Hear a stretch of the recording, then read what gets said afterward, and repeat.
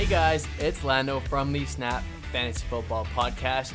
You can follow me on Twitter at LandoFF, get our socials at snap_fantasy, and today I'm talking about Tyler Lockett, the wide receiver from the Seattle Seahawks, and a very inconsistent wide receiver this year.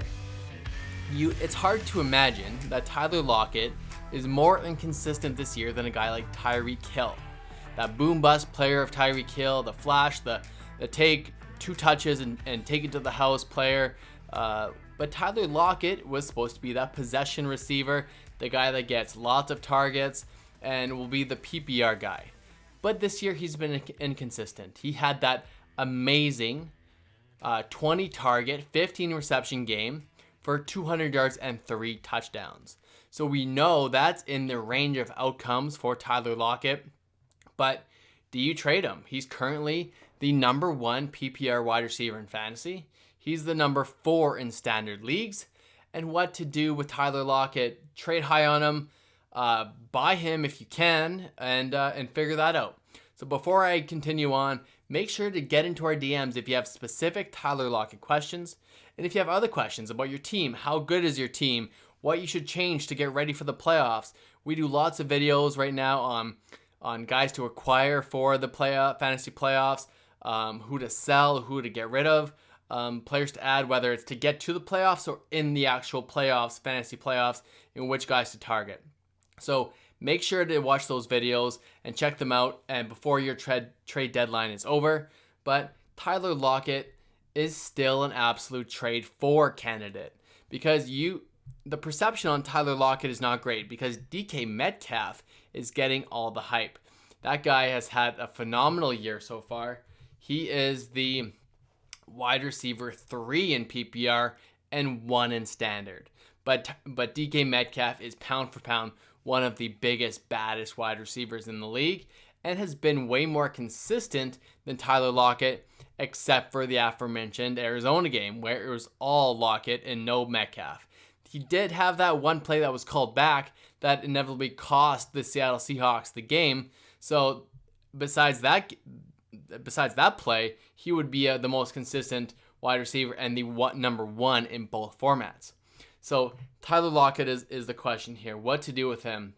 Looking at their schedule, it doesn't really matter for the Seahawks because Russell Wilson is so good. So I'm not going to overanalyze the schedule, but they play Buffalo, tough matchup. The Rams have a pretty good secondary. They're one of the hardest against wide receivers. Arizona is mediocre, but then they have 3 very green matchups against Philadelphia, the Giants, and the Jets. So those are interesting because they're great matchups, but they have to keep up with the Seahawks to make it competitive. The best thing you want is a team that both sides of the ball scores fantasy points. And maybe that's obvious, but sometimes if you get just the one overwhelming favorite, then Tyler Lockett doesn't get the work. Then it's all Chris Carson or it's DJ Dallas, the running back, that gets all the work in the second half instead of having to throw the football. So the matchup against the Rams could be very good because the Rams are able to throw the ball and score on the Seattle defense, and that makes Russell Wilson have to push the ball downfield as well. Buffalo could be a very similar option. Arizona should be a really good game again. I'm expecting Tyler Lockett to still have a good game, but also Metcalf.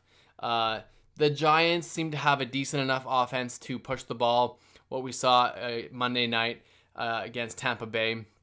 The Jets I'm concerned about, but you're still going to start Tyler Lockett. The thing about Lockett is you have to start him every single week because you're going to get these big games, these down games. I think for the most part, he's going to be an 8 to 10 target guy consistently.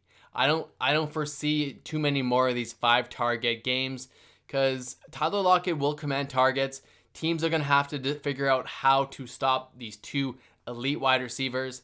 One week it might be Lockett, the other week it's going to be DK, but I really don't think it's going to be a consistent shut one down and let the other one go bananas. It's just going to be they got to figure out their coverage, and Tyler Lockett is a definite trade for candidate. If you could get full value of the number 1 wide receiver in fantasy, sure, do that.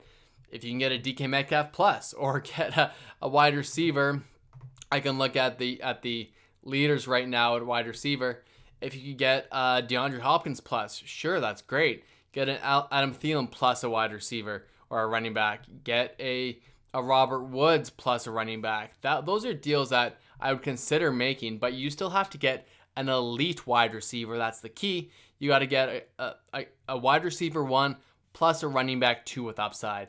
Those are the trades that win you championships, because you really don't want a low-end wide receiver like an overperforming Corey Davis or a Juju Smith-Schuster that's had a bad year plus a guy. Those trades are just trying to get out from a Lockett that you're disappointed in. You can't be disappointed in Tyler Lockett. Every single receiver will have a bad game. You got to take his good games with his bad and just move on. So do not tilt trade when a player has a bad game, even if he has another one. You got to start him every single week, unfortunately. This is just the way we live in fantasy football. And hopefully a guy with Tyler Lockett's ability, skill, quarterback will be more consistent as the season goes on. I'm projecting between 10 to 13 targets every single week consistently for Tyler Lockett. It's hard not to project that for him. So hopefully you like the video. Make sure to like this video, subscribe to the channel, comment if you're selling Lockett, comment if you're buying on Lockett, and make sure to get into our DMs and we'll have a chat about your fantasy team and how to win a championship. All right, guys, thanks a lot, and we will see you next week.